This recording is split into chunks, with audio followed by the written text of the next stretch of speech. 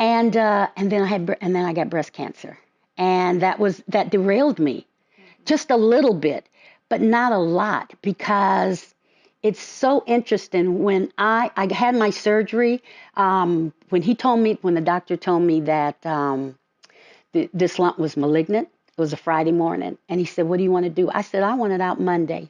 He made arrangements for my surgery wasn't until 7 o'clock Monday evening, but he made arrangements to get it out Monday. And Tuesday morning, he came in and he said, "You can stay here or you can go home." I mean, 7 o'clock in the morning. And so I went home. My girls picked me up. And we went to Krispy Kreme because the hot sign was on or the light was on. We got donuts. And it was a very easy experience. And now the spiritual part is starting to come in, because I remember when he told me that it was malignant, I thought, "You have got to be kidding. I do not have time for this. What?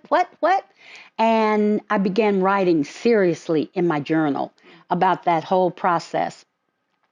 So the radiation was interesting because I remember that, there would be 2 or 3 people in the room arranging the machine, and I had to be very still.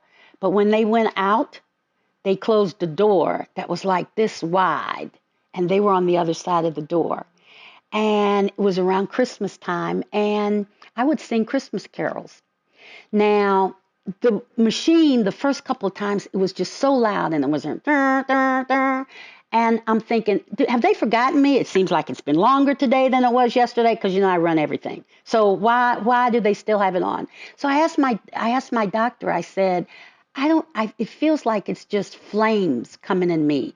And he said, "You know what? I just had a seminar on that. Why don't you think about them being sunbeams? So it's sunbeams that are going into your body to heal you." Made all the difference in the world. Now the machine was fine. I could see these sunbeams coming in. I sang. It was me and God, because there was nobody in there but me and him. And that's the next level of my whole spiritual piece. I started radiation the first week in December. My dad, that same day, went into the hospital for exploratory surgery, and he never came out. I had my last treatment the end of January. He died February 8th of 2000. But I didn't, it's so interesting. I was so busy dealing with him and my mom, I didn't have time to think about the radiation. So it just was an amazing experience. A friend of mine, a holistic nutritionist, suggested that I get in the tub every night and pour sea salt into the water and just soak in it. And she said 2 things will happen. 1, you'll be relaxed. And 2, it's going to remove toxins. And so I don't have anything that shows that I had radiation. So that was a blessing, So moving on, the 50s were probably the toughest for me. I really think so. So I lost my dad. My mom went into Alzheimer's because they had been dating since 8th grade. And I think that she just disconnected. And she passed in 2004. In the meantime, I had been in a great relationship, and we agreed to disagree, and we split. And then my business partner, that was just my right hand and my heart, died before he was 50.